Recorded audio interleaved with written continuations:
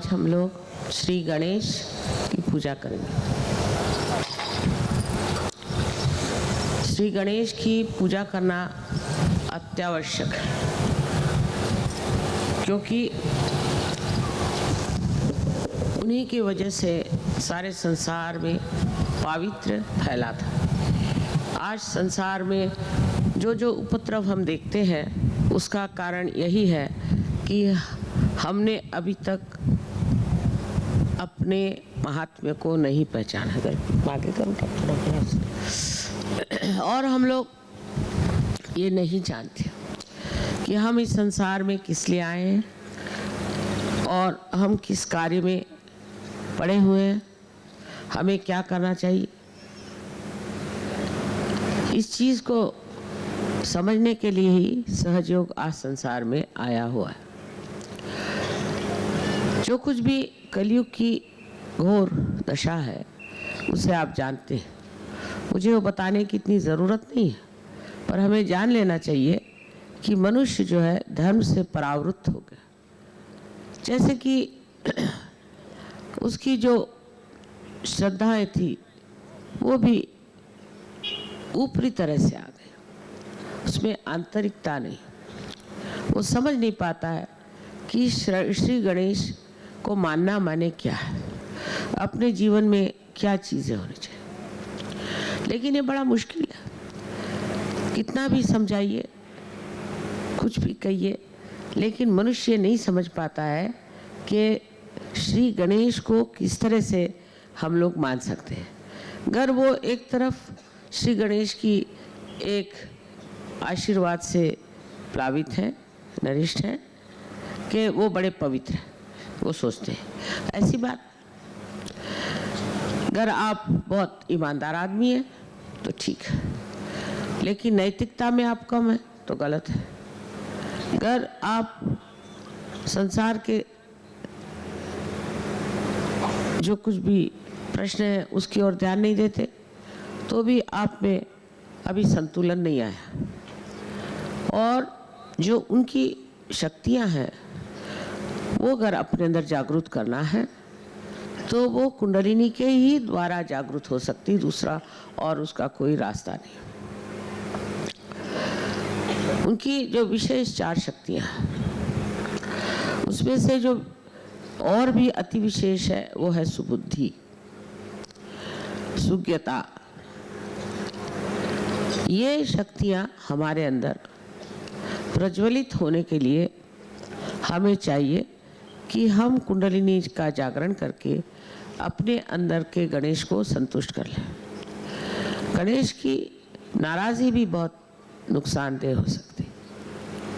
उनका स्वभाव एक तरफ तो बहुत शांत, बहुत ठंडा, और दूसरी तरफ जब वो देखते हैं कि मनुष्य किस गलत रास्ते पे चल पड़ा है तो उससे इस कदर नाराज़ होते हैं। जैसे कि मैंने पूना में 3 बार कहा था कि आप अगर गणेश जी की स्थापना करके उसके सामने ये गंदे डांस और डिस्को और ये सब गंदे गाने गाइएगा तो वो ज़रूर आप पर नाराज़ हो जाएंगे और भूकंप होगा।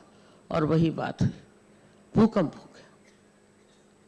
अब आपको ध्यान देना चाहिए कि हम कौन सी गंदी चीज़ों के ओर चलते हैं। पहले परदेशियों को म्लेच्छ कहते थे, फिरता था पंखा। परदेशियों को हम म्लेच्छ कहते थे, माने उनकी इच्छा सब मलक की ओर जाती। लेकिन अब हम लोग भी म्लेच्छ हो रहे हैं। गंदे गंदे गाने हमें अच्छे लगते हैं, गंदे गंदे पिक्चर हम देखते हैं, गंदे गंदे वार्तालाप करते हैं, ज़बान से गंदी बातें करते हैं। ये सब गणेश जी को बिल्कुल पसंद है। हमारी भाषा शुद्ध होनी चाहिए, हमारे विचार शुद्ध होने चाहिए और हमारे शौक भी शुद्ध होने चाहिए। ये अब धीरे धीरे अपने यहाँ आने लग गया है। उसको आप कोई चालू करा, मतलब फिरता करा आणि चालू करा, हाँ नहीं फिरता करा आणि चालू करा।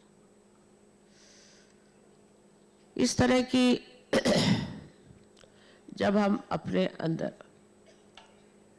भावना रखते हैं तभी हम अपनी इज्जत करते हैं, तभी हम सोचते हैं कि हमारी जिंदगी का कोई महत्व है। हम कोई रास्ते पे पड़े हुए लोग नहीं हैं, हम भारतीय हैं और भारत में जन्म लेने के लिए अनेक वर्षों की तपस्या चाहिए।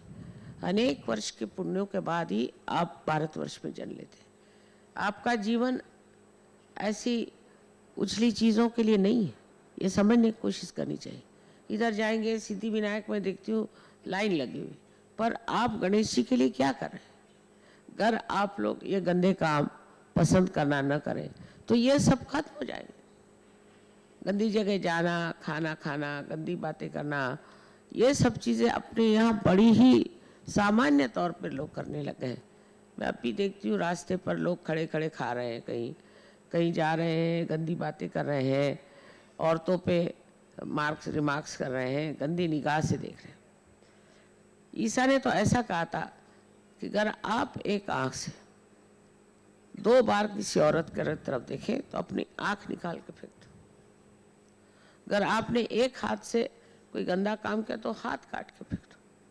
मैंने ऐसा कोई ईसाई देखा नहीं अभी तक जिसका आँख निकला हो या हाथ कटा हो, पर वो अपने को ईसाई कहते हैं नाम भर को, असली में तो नहीं। और हमारे देश में खास करके लिखा हुआ है कि सब में एक ही आत्मा का वास है।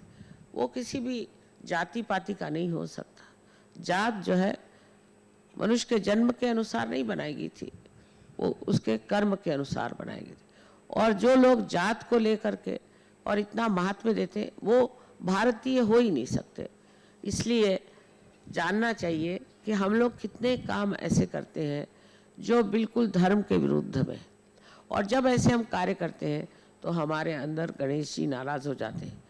गणेश जी का नाराज़ होना भी बड़ा ही दुखप्रद है, क्योंकि उनके नाराज़गी से हमें अनेक ऐसी बीमारियां हो जाती हैं कि वो किसी तरह से उसका कोई उपाय ही नहीं, जिसको कि इनक्यूरेबल कहती है, ऐसी बीमारियां हमें हो जाती हैं। इसलिए गणेश जी को हमेशा प्रसन्न रखना चाहिए। सबसे पहले तो इस पृथ्वी को, जो उनके माँ है, उस पृथ्वी तत्व को जिससे वो गढ़े हुए हैं उसको बहुत मान देना चाहिए। पहले ज़माने में अभी होता होगा कि उठने से पहले जब ज़मीन को पैर से छूते थे तो पहले माँ से क्षमा मांगते थे कि तुझे मैं पैर से छूता हूँ, क्षमा कर। इतना हमारे यहाँ मान था। आजकल तो कोई माँ बाप का ही नहीं मान रखता, तो ज़मीन का कौन रखेगा? हर एक चीज़ का नमस्कार करना, हर एक के प्रति श्रद्धामय होना, ये अपने देश का एक विशेष स्वरूप था। अब वो सब स्वरूप मिल नहीं रहे। न बच्चे माँ बाप को मान करते हैं, न पति पत्नी की परवाह करते हैं, न पत्नी पति की परवाह करती है। कोई भी संसार के जितने रिश्ते हैं वो बड़े मान पान से चलने चाहिए। और इस प्रकार नाना धर्म अपने देश में बताए गए, राष्ट्र धर्म बताया गया है। अब विलायती चीज़ें लेना, विलायती कपड़े पहना, विलायती डांस करना और विलायती उच्छृंखल सब चीज़ें उठा लेना, ये कोई बड़ी अकल की बात नहीं है। हमसे विलायती लोग सीख सकते हैं, हम उन्हें सिखा सकते हैं, क्योंकि अपनी संस्कृति इतनी ऊंची है, वो भी श्री गणेश के आधार पर। खासकर इस महाराष्ट्र में अष्टविनायक बैठे हुए, महागणेश बिठाए हुए हैं, और यहाँ पर इस कदर गंदगी में देखती हूँ तो मुझे बड़ा आश्चर्य होता है कि लोग भूल गए वो कहाँ बैठे हुए, वो कहाँ आए हुए। तो अपनी आप इज्जत करें, अपने को आप समझें। जब आप अपनी आत्मा को पहचानेंगे तो आप आश्चर्यचकित होंगे कि आपके अंदर अनेक शक्तियाँ, पर वो शक्तियों का आपने जगाया नहीं। इसीलिए दुनिया भर की गरीबियाँ, दुनिया भर की परेशानियाँ और दुनिया भर की गंदगी आ गई है। आवश्यक है कि हम गणेश जी की पूजा जो बाह्य में करते हैं वो अंतर में भी करें, और देखें कि हमें गणेश जी के कौन से गुण आए हैं और ऐसे कौन सी हमारी विशेषता है कि उनके आशीर्वाद से हम प्रसादित हो। ऐसे हमारे अंदर गुण आने चाहिए। एक दूसरे की इज्जत करना, एक दूसरों को मान रखना, ये सारी चीज़ें बताई गई। लेकिन सोचते ही ये क्या है, परदेश में ऐसा कौन करता है, और परदेश में तो इतनी समृद्धि है। आजकल उनकी समृद्धि की हालत ख़राब हो गई। जिस चीज़ को समृद्धि समझते थे अब समझ गए कि वो कोई खास चीज़ नहीं, और वो भी उसमें भी गिरे जा रहे हैं। उन लोग की जो कुछ भी बातें हैं वो बड़ी बाह्य है। रास्ते उनके साफ सुथरे होंगे लेकिन दिल बहुत खराब। उनके यहाँ जो जो चीज़ें मैंने देखी वो यही कि अंदर बिल्कुल गंदगी है और बाहर में दिखाने के लिए समझ, और सारा इंतज़ाम वहाँ पर बिगड़ने का है। कोई बच्चा अगर वहाँ जाए तो उससे शराब नहीं छूट सकती, उसको सिगरेट पिलाएंगे, उसको गंदी जगह ले जाएंगे, डिस्को में ले जाएंगे, ये करेंगे वो करेंगे। इस कदर वहाँ गंदगी है कि घोर घोर घोर कलयुग वहाँ बस गया। लेकिन हम लोग सोचते हैं कि वो लोग बड़े सुख में हैं। माँ बाप कहाँ से सुख होंगे जिनके बच्चे ड्रग्स लेते। हम लोगों को अगर ठीक रास्ते पर रहना है और अपने अंदर के आनंद को उठाना है, जो सबसे बड़ी हमारे पास संपत्ति है, तो ज़रूरी है कि अपनी पवित्रता को बचाएं और अपने को बहुत ही समझ बूझ करके अपना जो व्यवहार है वो एक शान से बिताएं। ये नहीं कि भिखारी बन के और गंदगी से अपने को मलते रहें। हिंदुस्तानियों की जो बड़ी प्रशंसा है, अभी एक मुझे चाइनीज साहब मिले थे तो कहने लगे कि अच्छा, तो यही वो संपदा है जिसके बारे में हमने बहुत सालों से पढ़ा था कि हिंदुस्तान में आध्यात्म की संपदा बड़ी ज़बरदस्त है। अब आध्यात्म की संपदा है, इसमें कोई शक नहीं, पर उधर रुझान होनी चाहिए। रुझान तो हम लोग निच्छ हो गए, मल के और ही हमारी इच्छा जाएगी, जो चीज़ हमें मलिन करेगी उधर ही हम दौड़ेंगे, तो ये जो सुंदरता अपने अंदर है वो कैसे प्रकट होगी, वो कैसे दिखाई देगी। इसलिए ज़रूरी है कि श्री गणेश की पूजा करते वक्त आप ध्यान रखें कि आप अंदर भी श्री गणेश की स्थापना कर रहे हैं, नहीं तो वो भी नाराज़ होने में बड़े कठिन है, उनको समझाना बहुत मुश्किल है। वो किसी चीज़ को भी पवित्रता से ऊंचा नहीं मानते, उनके सामने कोई बहस नहीं चलती, उनको कोई चीज़ से समझाया नहीं जाता। उन्होंने जो पवित्रता के बंधन बनाए हुए, उसमें रहने से हमें भी सुख मिलता है और वो भी प्रसन्न रहते हैं।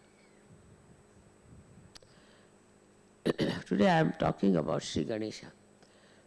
Now we'll be parting, you'll be going back to your own country, and I must congratulate you the way you have come up to the expectations of Sri Ganesh. I am very happy with you people. I wish Indians would learn a lesson from you, that you are the people who don't have this tradition. You don't have Sri Ganesha established there. Still, somehow you have come up to such a level that I feel very proud of you. And all of them should learn a lesson from you. They are going to the Western life, Western style, Western expression of the filth. But you people have accepted it and are changed so much that they have to learn a lesson. That's what I'm telling them. It's a very good lesson for them. First, you used to come and learn here what was Sahaja Yoga and what was respect, what was respecting yourself. But I'm very happy to see this time you all have been an ideal example of Sahaja Yoga. You tolerated all kinds of inconveniences, and you saw to comfort of your spirit, not of your body. The way you have been behaving, I'm over-satisfied. I hope you'll really grow into your spiritual dimensions and try to bring forth this dimension in other people of your nationality. Very important. You see all the bad points of these people and you see where they are going. You're worried about it. You're thinking about it. But we have to do something about it so that they take to a very dharmic life, real righteous life, not talking and giving big sermons. I am sure you can do that and you have done it. There are certain points about Sahaja Yoga that you have to understand the precise way of curing yourself and curing others. I'm hoping to write a book on that. I hope so. If it is finished, that will be useful for you to help yourself and help others physically, mentally, emotionally, and spiritually.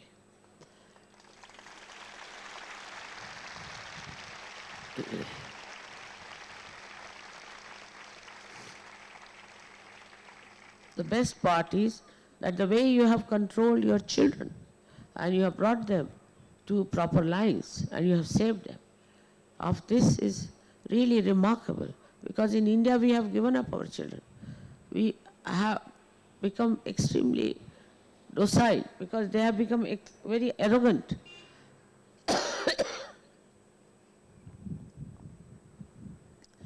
And independent. And our love is so much for the children that we allow them to do what they like. But you people have really saved your children and they will thank you very much for this. I would like to thank all of you for doing this good work for yourself, for others, and for your country. And I am sure will be very successful in a very short time, and it will become a global understanding of Sahaja. May God bless you. आज पूजेमध्ये सगळ्यांनी निश्चय करायचा की आम्ही आपलं आयुष्य श्री गणेशाच्या चरणी वाहून घेऊ आणि पवित्रता आपल्यामध्ये आणू. त्या पवित्रतेत आम्ही आमच्या मुलांनाही सोडणार नाही, त्यांनाही आम्ही चांगल्या मार्गावर ठेवू, त्यांनाही आम्ही चांगलं शिक्षण घरात देऊ आणि वळण लावू. त्यात घाबरू नये. शिस्त ही मुलांना लावलीच पाहिजे. जर शिस्त तुम्ही मुलांना लावली नाही तर तुमच्या डोक्यावर बसते. म्हणून मी निक्षून सांगते की जर तुम्हाला गणपतीबद्दल खरंच प्रेम असेल तर तुम्ही आपल्या मुलांना सांभाळलं पाहिजे. भलतं प्रेम काही कामाचं नाही. त्यांनी मुलं खराब होतील आणि तुम्हाला फार त्रास होईल. म्हणून ह्या वेळेला त्यांना जी शिस्त पाहिजे ती दिलीच पाहिजे. त्यासाठी थोडंसं वाईट वाटतं कधी कधी मुलांना आपण बोलतो किंवा मुलांचं असं झालं वगैरे, पण तसं काही वाटून घेतलं नाही पाहिजे. हे कर्तव्य आहे आणि आपलं कर्तव्य हे केलंच पाहिजे असं समजून जर केलं तर ही जी समोर येणारी वाईट पिढी आहे ती आपण टाळू शकतो आणि त्याला आपण रस्त्यावर आणू शकतो. हा जो समाज आपला बिघडत चालला आहे त्याला जर ठीक करायचं असलं तर सर्वप्रथम पालकांनी लक्ष द्यायला पाहिजे. त्यात शिक्षक काही करू शकत नाही. पालकांनी लक्ष दिलं पाहिजे आणि मुलांना हे समजून सांगितलं पाहिजे की तुम्ही उद्याची पिढी आहात आणि तुम्हाला ह्या समाजाला सांभाळायचं आहे. या घाणेरड्या समाजात जायचं नाही. या सिनेमावाल्यांचं सुद्धा दिवाळं वाजवलं पाहिजे. म्हणजे ते असले घाणेरडे पिक्चर काढणार नाहीत, घाणेरडे शिकवणार नाहीत आणि घाणेरड्या गोष्टी मुलांना येणार नाहीत. इतकं होईल की मुलांना हे नकोच असं म्हणतील. असं त्यांचं आताची मुलं फार चांगली मुलं आहेत. जन्मताच पार झालेली पुष्कळ मुलं आपल्या देशात आहेत. पण त्यांना जर नीट वळण लावलं नाही, त्यांना वाईट काय चांगलं काय समजलं नाही तर ती मुलं तेच वाईट कामं करत राहणार. म्हणून आज श्री गणेशाच्या ह्याच्यात तुम्ही आपल्या मनात ठरवून घ्यायचं की आम्ही माताजींना दाखवून देऊ की आमची मुलं आणि आम्ही आमचं घरद्वार आणि आमचा समाज हा गणेशाला प्रसन्न करणारा झाला पाहिजे. मला पूर्ण आशा आहे की तुम्ही इकडे लक्ष द्याल. बाहेरून गणेशाची स्तुती गाण्यात काय नाही, बाहेरून त्याची प्रार्थना करण्यात किंवा त्याच्या देवळात जाऊन घंटा वाजवण्यात काही अर्थ नाही. आपल्या हृदयामध्ये घंटा वाजली पाहिजे. ती जेव्हा वाजेल तेव्हाच हे पावित्र्य पसरेल आणि त्या पावित्र्याने सगळ्यांचं भलं होईल आणि उत्तम होईल. सगळ्यांनी सहयोगामध्ये जागृती घेतलेली आहे. तुम्ही जर सगळे सहयोगी आहात तर तुम्हाला जास्त सांगायला नको. पण बाकीचे जे लोक आहेत, नातलं, तुमचे मुलं बाळं सगळे जण येत आहे, लेकी सुना सगळ्यांना सहयोग हा आला पाहिजे असा निश्चय करूनच आज जायचं.